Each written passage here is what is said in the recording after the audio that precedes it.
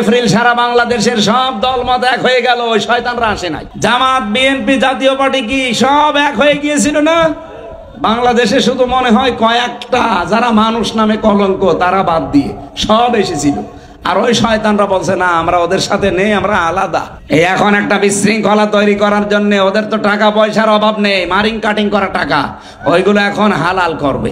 March for গাজায় সুন্নিদেরকে দাওয়াত দেওয়া হয়নি কেন? তো এখানে সব ভাইদেরকে দাওয়াত দেওয়া হয়েছে, সুন্নি ভাইরাও ছিলেন, বিশেষ করে তারা স্টেজে আসতে পারেনি বা আমাদের ত্রুটি ছিল তাদেরকে খুঁজে বের করতে পারেনি, আমাদের অপারগতা এবং ব্যর্থতা, কিন্তু তাদেরকে দাওয়াত দেওয়া হয়েছে, তারা সম্প্রীতি এবং সংহতি জানিয়েছেন এবং তারা অনুষ্ঠানে কিন্তু উপস্থিত হয়েছেন। প্রিয় দেশবাসী, আগামী 26শে এপ্রিল রোজ শনিবার ঐতিহাসিক সোহরাওয়ার্দী উদ্যানে অনুষ্ঠিত হতে যাচ্ছে নির্যাতিত ফিলিস্তিনের মুসলমানদের পক্ষে বাংলাদেশের আপামর সর্বস্তরের ইমানদার মুসলমানদের গণজামায়াত মাস গ্যাদারিং ফর প্যালেস্টাইন, যার জন্য সারা বাংলাদেশ থেকে সমস্ত পীর মাশায়েখ, ওলামায়ে কেরাম, সর্বস্তরের ইমানদার মুসলমানরা প্রস্তুতি নিচ্ছে। ঠিক সেই মুহূর্তে আমরা দেখতে পাচ্ছি কিছু ভাইয়েরা মিথ্যা প্রপাগান্ডা চালিয়ে মানুষের অন্তরকে ভেঙে দেওয়ার পায়তারা চালাচ্ছে। বিভিন্নভাবে অনুষ্ঠানটাকে নষ্ট করার জন্য তারা মিশন চালাচ্ছে। আমরা দেখতে পাচ্ছি দায়িত্বশীল যারা নিজেকে দাঈ ইলাল্লাহ হিসেবে জাতির সামনে উপস্থাপন করছে, তেমন একজন ভাই মুফতি আমির হামজা সাহেব অনেকগুলো কথা বলেছেন যা সত্যিকার অর্থে খুবই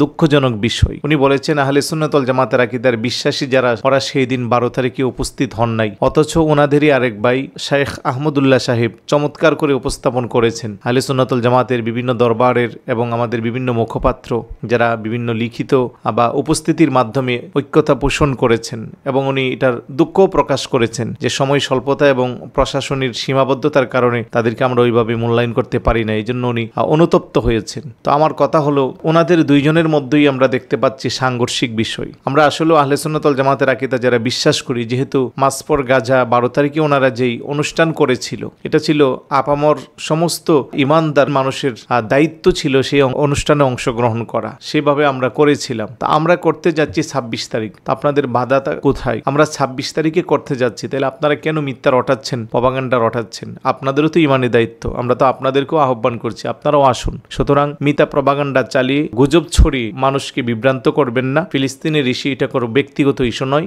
এটা সমস্ত ইমানদার মুসলমানদের ইস্যু। তাই প্রিয় সুধী, আমরা কারো কথাই কর্ণপাত না করি আগামী 26 তারিখ দলমত নির্বিশেষে ইমানি দায়িত্বে সবাই আমরা রাজধানীর ঐতিহাসিক সোহরাওয়ার্দী উদ্যানে নারায়ে রিসালাতের স্লোগানে মুখরিত করব ইনশাআল্লাহ। আমি আসবো, আপনারাও আসবেন। আসসালামু আলাইকুম ওয়া রাহমাতুল্লাহ।